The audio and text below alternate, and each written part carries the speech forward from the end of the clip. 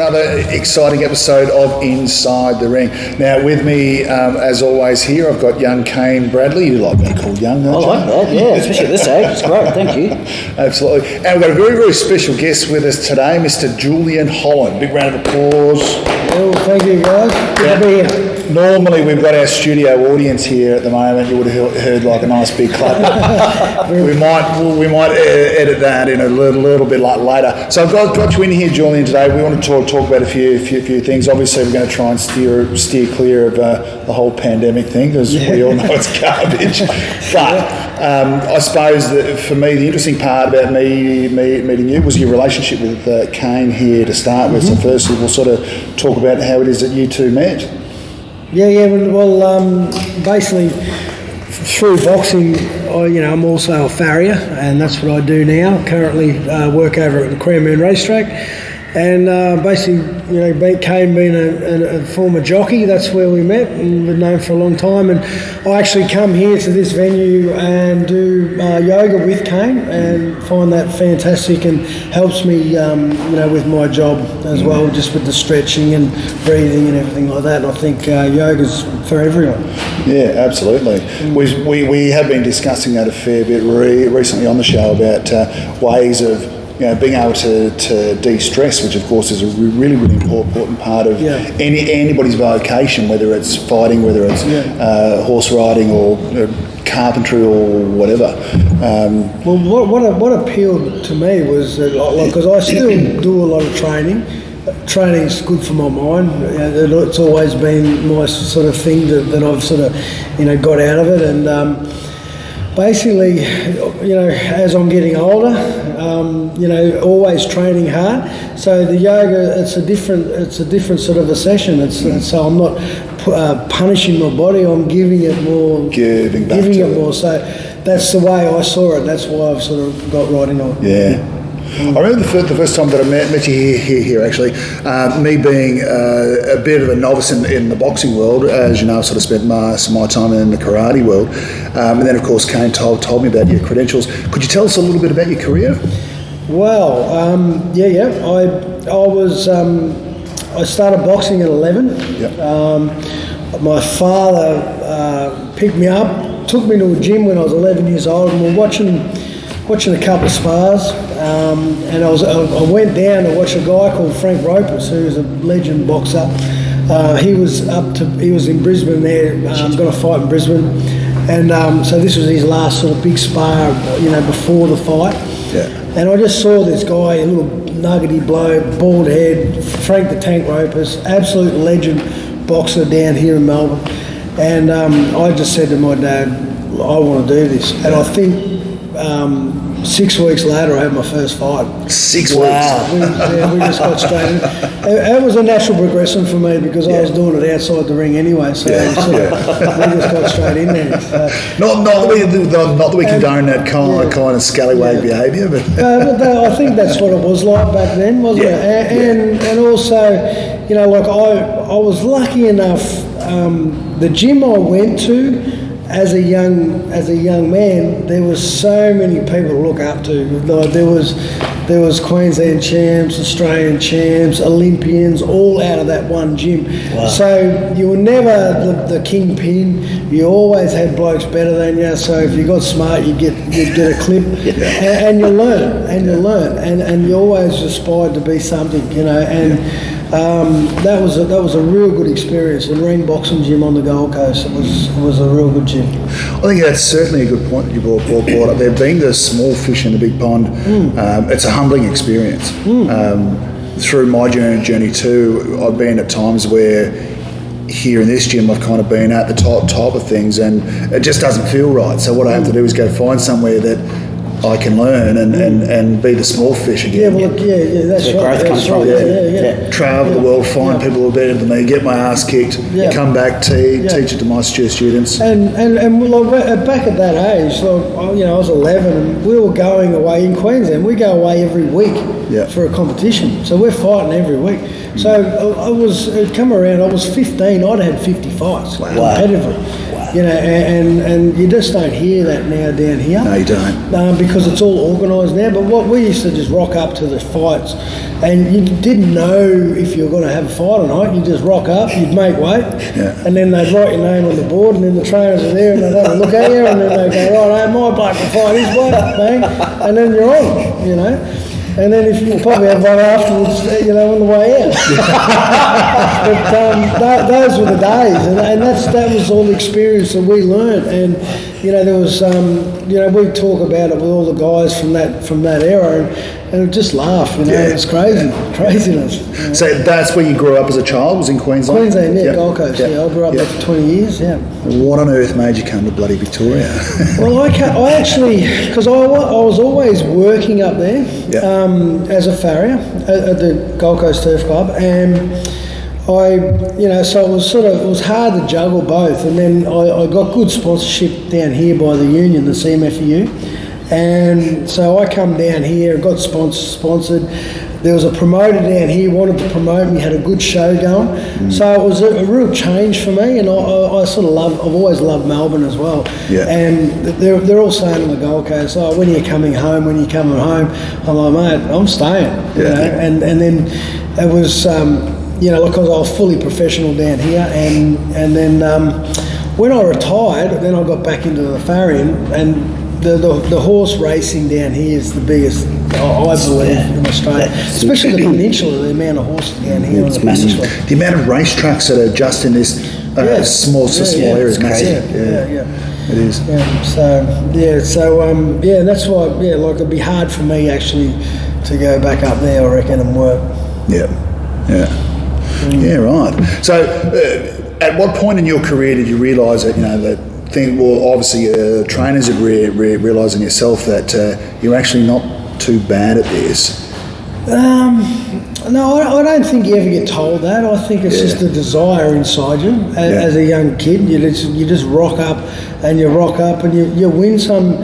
You know, like I lost a lot as a junior. You know, as you should. As you should. Yeah, and you learn. You're trying to aspire. So I never got told, oh, look, son, you should be doing this. I was actually, there was a stage there when I was around 15. I was actually boxing and playing football, Aussie rules. So like there was one day there I played Aussie rules and then went straight up, drove up to Toowoomba and fought that night. You know, so just in that one day, probably a few times like that, and then I had to make a decision. You're getting to a different type of a level. Yeah. You had to sort of make one or the other. Yeah. You know, and so then I basically chose boxing over football. Yeah. I think as I got a little bit older, I was playing football, and then I broke my collarbone. I said, well, I don't get hurt like this in boxing, so I'm going to go back to boxing. So that's what I did. Yeah. So. Isn't that funny too? Because we're constantly compared to things like football and basketball and all those things. And they reckon that the fight sports are more dangerous, but you know we don't have ambulances here very often. I don't think it's more dangerous, but I think the time and the training we put into it, I think is like the way we punish our bodies to get to that point. Footballers and that don't understand. No. I'd have to agree with that. From somebody, like even so, like we just making weight. Yeah. Like we used to just make weight, and like if we had titles, sometimes in Queensland we'd have the Golden Gloves come up, say, and it's an amateur show, and it's over 3 days, and you've got to make weight every day. So and like you'd be dropping 2 or 3 kilos, and then if you knocked the bloke out in the first round, you haven't had a sweat, so you've got 2 or 3 kilos to get off. And then you've got to get back in there, train it off, make the weight the next morning, and then it keeps going. Yeah. And so like that's just nuts. Yeah. And I guess you've been through that same cycle as well, of constantly up and down in the sauna trying to get cutting weight sucks, doesn't it? Yeah. I don't miss it. Yeah. That's why I was always happy to fight in the heavyweight division. We go away, you know. We go away on our little with the Australian, like the Queensland side or our boys and all that, there'd be heavyweight there, and we wouldn't leave You mongrel. and their heavyweight would be out for feed. I'm like, you bastard. Carb up, boys, carb up. Exactly. I remember our club up there in Nerang there, we used to we'd go to the titles and there was always a Sizzlers down the road, so the club would shout Sizzlers. Anyway, we'd just pig it out, and it was a titles, it was Golden Gloves or something, and then or Metro title or something like that, and anyway, I thought I was drawn straight into the night. But they told me the wrong thing, and I was drawn straight when I got back. Yep. So I had about half an hour to get ready after eating Sizzlers. So I've had spaghetti bolognese in my stomach, and then I remember fighting, and I'm like if you had eaten in the guts, it was all like this, and I'm like, perfect. Oh, gross. Yeah. Oh, brutal. Yeah, right.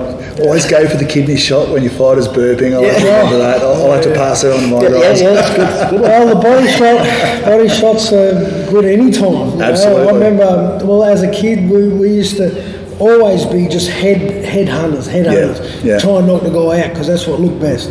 And I remember Barry Michaels from down here, world champion, absolute legend, come up to the Gold Coast, and I think I was 15, and we had to move around.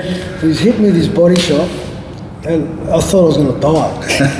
And then so after that, I changed my tack, by learning what it can do to you. Yeah. It's the liver shots that the liver shots. Yeah, it's the liver shots that really it that saps your pause body. when someone gets hit. And it saps your body. It just sends out, it's a remarkable pain that it sends through your body. It hurts your lungs. It feels like it hurts your heart. It feels like it just hurts everything. Your spine hurts. Then you can't breathe. It's a shock. Yeah. And I think too the parallels with boxing and full contact karate, because of course in karate there's no punching to the head at all. Kicks and knees to the head, of course. But back in the day, the reasoning for this way back when was when the farmers were defending themselves against the samurai. The most insulting thing that you could do to a samurai was to send him home without his sword, beaten without a mark on his face, which of course was the ultimate disgrace. So body punching in karate and leg kicks became such an important part of what it is that they do, and that's why even now, even some of our youngest members here can get hit in the body extremely hard. There's some video footage. Last grading I had for fifth dan was after 4 months in Thailand, and then all that time in Okinawa, getting the crap beat out of me all day. Last test was 5 baseball bats to the guts. Oh man, and that was wicked. That was pretty. A lot of mind stuff there. Yeah, it is. And as you were saying, that the things that we do to ourselves to get to that level. The years and years and years of progression to get to that level, to be able to do those things. You're right. It does take its toll. Totally. And like I think, and then I was fighting amateur, even like as a senior, and trying to get to the games, and I missed out by one to go to the games. They took the guy Lee Troush from New South Wales went, and I just went, righto, that's it, I'm going pro, and then I went pro. So you can sort of go pro any time you want. You don't have to get to a different level, a certain level. So the time I went pro. And it was just that natural progression. Like on my first pro fight, it was on a big card on the Gold Coast, Joe Bugner undercard. Aussie Joe, the big 400 Ali.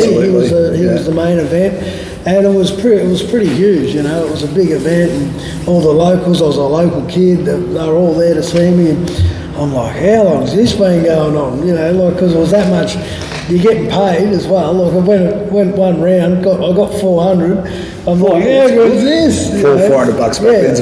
Back then, so we were just wrapped, and then that was the start of the pros. Yeah. So what would you say would be your career highlight? I mean, I know what you might say. Well, we've beaten Shannon Taylor. Because it was mainly I've had harder fights, way harder fights. with Shannon, it was, we'd been at each other for a long time, but never. And the thing is with fighters will always fight each other, and that's what people got to understand. Fighters don't back away from anyone. They'll go, yeah, mate, I'll fight you. I don't care. But it's the promoters, it's the managers that don't get these big fights done, and that's basically what we were sort of being beaten around the bush for a long time. And then it come up to a point. I think I was sitting down with a friend of mine who's a jockey, Simon Marshall. And he was one of my sponsors as well. Simo always looked after me, and basically. I sat there, I said, what do I need in my career now, mate? He goes, you've got to fight Shannon Taylor. You know what I mean? I went, yeah, just sort of, we've got to go, we've got to fight. And then it was 3 weeks later, I got the phone call, do you want to fight Shannon Taylor? This much money, bang, I went, yep, let's go. And it was done. And so it was signed on a big card in Sydney. And it was a pretty big one on Foxtel and all that. But it was a shame that pay-per-view wasn't around that time. We would have made a lot more money. So it was a good highlight of my career. So what was the turning point for you where you decided, I think I've had enough now, it's time to stop fighting professionally or stop fighting for money per se? Well, it was my last pro fight here at Festival Hall. And I'd gone to England, had a bad prep over there, bad fight, come back, sort of shattered me a little bit. I was trying to get back into the thing, and then I'm going into the ring. I remember that night, I was entering the ring, and I went, mate, I don't want to be here. I want to finish. I want to knock this bloke out and go. And I used to just want to eat them, and I just sort of went, right, I think it's time. And I was only 30. I was 30 at this age, because I'd been boxing for a long time as well, and how long do you keep going? But the main reason was I was sick of living on a credit card. From fight to fight. And it's just like when you're not riding many rides, Kane, and you're living day by day. And I knew if I got back into shoeing horses, stable income. It was stable, because I had little kids at that time. My boys were only they were probably 2 or 3, and they were young, so you just sort of needed that stable income, and basically that's why.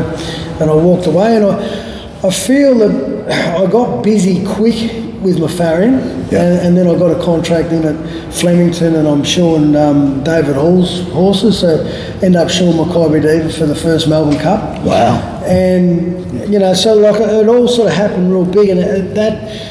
Keeping me that busy kept me distracted, kept me retired. Otherwise, I would have come back for sure. If I wasn't working as a farrier and had a big business like that, I would have come back for sure. I think because the three of us can kind of relate to a particular topic on this. Kane, we all know about pretty much the career-ending fall for you at Mornington. And then there was that transitional period. You and I did discuss this in depth a lot. And for myself as well, very much unlike you, I got into the fight game very, very late. I think I had my first big fight, I think, at 35. And then I fought my first world championships at 42. So there's still time for me. But I'd been in the martial arts all my life, but I had some really bad injuries early on to my spine. So my 20s were all about recovering from that. So I kind of missed that. So I guess I was really, really hungry for it. That was, and that'd be hard. That'd be hard, that. Just sort of something keeping you back all the time. It was funny, but that drive to want more was always there. But I guess the point that I was driving to was when you come to a point in your career when you say, this has to stop. For whatever reason, Kane had his injury. For me, I had more injuries. I had hip problems, everything else. And of course, mother at the time was always the big dictator for me.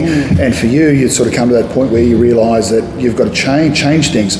It's that understanding in your brain of understanding, well, how do I transition into becoming somebody else? Well, that was the biggest thing. And your identity, with boxing, like the footballers and everything like that, when you're boxing and you're up there, you're that. Yes. You're that. And to walk away from that, and like I had a good business for a lot, for years, and it still wasn't boxing. It still wasn't where I was. I was just a Farrier, you know, and that took a lot of years to get around, and still to this day. Oh, part ego past everything. It's your identity too. It's your identity. Yeah. That's where you lose your identity. You know, you walk into these fight competitions, and people are going, "Oh, hey, mate," you know, and you don't get that sort of. It's still there, but it's not like it was when you're current.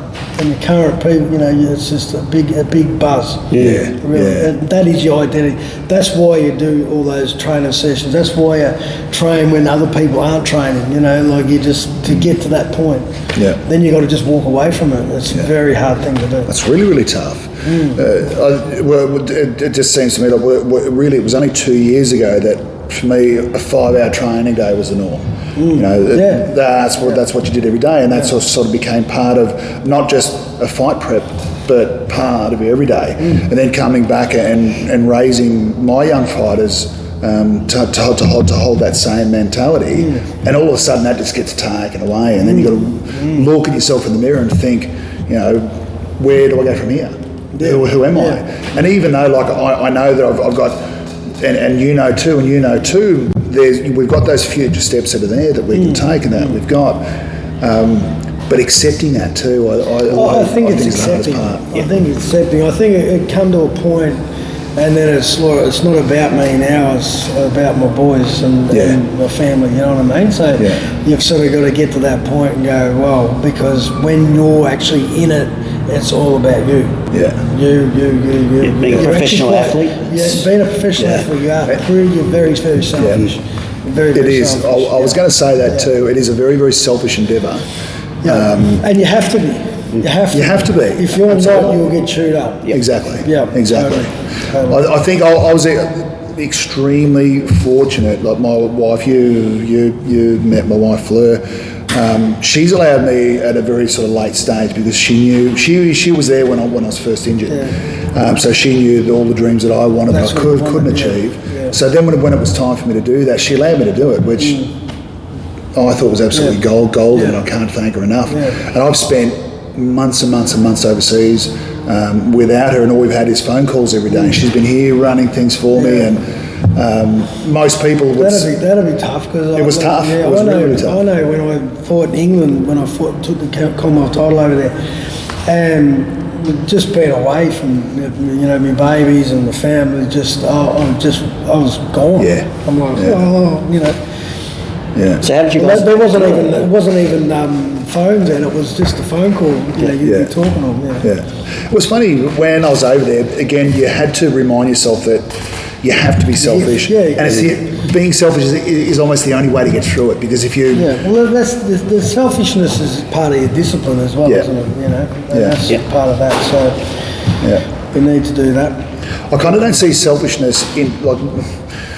It's kind of funny too, because normally when people will use that word, it's a negative connotation. The actual fact is that if you don't give to yourself, you can't give to anybody else. Absolutely. And if you don't give yourself those things in your life that you can be proud of, you can't teach it, and you can't give. You take those shortcuts. And they all add up, don't they? They all get shown. In this square ring, there's nowhere to hide when the bell goes. That's it. So you need to have every stone unturned. No worries. So you were saying something before? I was going to say, how did you gentlemen both deal with that, being away from your family? And I mean, obviously you said you had to be a little bit, you know, it had to be about you. Well, you're there for a job. Your coping mechanism. You're there for a reason. That was it, So you sort of had to do it, you know. Yeah, it was kind of funny too. I'd go... I think, sorry mate, but I think different people handle it differently, don't they? You know what I mean? So it's hard to sort of get a guide on that, because if you're, you know, like some people, I've known blokes that just can do it, and they just love it. Where I struggle, you know. So. It's kind of funny too. You get a lot of guys that I train with in Thailand were from all around the world, so they weren't from Thailand. Quite a few were, but you get guys from Iran and America and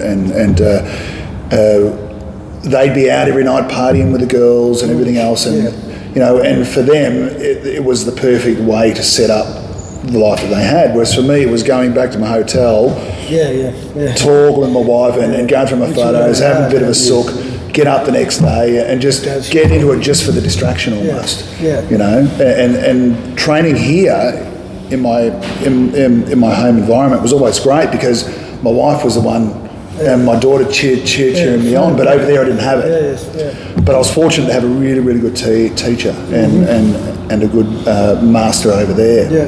And going back to that self-identity, he's probably one of the greatest teachers that I've ever met in my life, but he's never thrown a single punch at me. I've never sparred with him once. Back in his day, he was a lethal animal. But now he's a teacher, and to see the way that he's transitioned into becoming something else, I don't see him as any less. I don't see him as, he's not somebody that I haven't fought, so I can't judge him for that. But it gave me hope to realise that there's life beyond this, and you don't have to be known as a dangerous person for respect. Totally. And I exactly get that, and I think that's the biggest thing that a lot of, how footballers have now a thing where they have psychologists and all that to help them through that. Boxers have no one. Fighters have no one, and I think they just get thrown out. When I've known guys, they fought their whole life and then bang, they're just pushing a broom around, and no one knows them. I remember this for one instance on the Gold Coast. I used to spar a guy called John Mugabe, and he fought Marvin Hagler. Wow. He was the WBC light heavyweight champion. He'd had 40 fights, 40 KOs. Wow. John Mugabe before he fought Hagler. That's how good he was. And here he is. He was training with us, and he was picking glasses up at the surf club just for some cash and doing security there. And these young punks are just giving him the shit. They're giving him, take that glass, take that glass. And I actually went up to him. I said, hey, do you know who that is? And he just sort of copped it well. But it was just, I couldn't believe it that they'd be disrespecting this absolute legend of the sport. But they've got no idea. They got no idea. Fool them, But then again, the fool would be him if he decided to prove to them that he was anything else. He didn't have to. And when you get to that level, it's like I was explaining to someone the other day, and it's just like where you get people and they belt up people they can beat and drunk people and that. Well, why do it? Why do it? There's no benefit of it at all. And it's I get really disappointed in people when they do that. Well, I think from this kind of conversation, I guess what I wanted to do was open up that conversation for everybody out there who's listening that is perhaps at a point where they don't know what's next and they don't know what is around the corner for them, and to understand that that there's far more to life than self-perception. Totally. And look at the mental health is a massive issue right now. And we lost a good fellow during the week, Shane Tuck, through that, and basically, there's so many. I think some people get to that point where there's nowhere else to go, but what they don't realise is just you can just move somewhere else and change your whole perception, you can be. It just changes, You don't have to stay where you're at. I think the ability to be able to reinvent yourself in some way, it's an innate skill, but that anyone can do. I sort of see myself as a master at it. I've had more, I call myself Elvis at times because I've had more comebacks than Elvis has. I've seen guys dead set being broke, wiped out 3 or 4 times, and then bang, here they are again. And I actually say to myself, the resilience of it, how do you do that mentally in that? But they just know how to do it. They just get themselves up again. Because there's always, you can be going that way and then find something new that makes you happy, and away you go. That's all you need. Yeah, I like the analogy like that. If it was all plain sailing, be boring. You've got to have the ups and downs. One had compliments the Yeah, other. I'd definitely, if it was playing, so I'd jump the fence for sure. We don't mind a good port in a storm, eh? Julian, thank you so much for joining us today, mate. It was an absolute honour. Just from my very humble perspective, it's an honour to have you here at the club. In any capacity that you're here at all, whether it's as here being in the yoga classes with Kane, here on the show, and of course the couple of times that I wrangled you in to take care of some of my knuckleheads. But mate, I just deeply appreciate your time. No, always here to help, mate. That's good. Thanks, mate. Coming. And would you like to come back on the show again? Yeah, I'll come back. Yeah, so this was officially your very first time in the ring? Yep. in this ring. Yes, officially in this ring. But we'll get you in there next time for sure. Kane, again, thank you so much, mate. And, pleasure. Always a pleasure, and share space with you two gentlemen, and come down to the club and Thanks, Kane. get some wisdom from you two wise men. It's good. Thank you. Thanks, mate. Cheers. Thanks so much.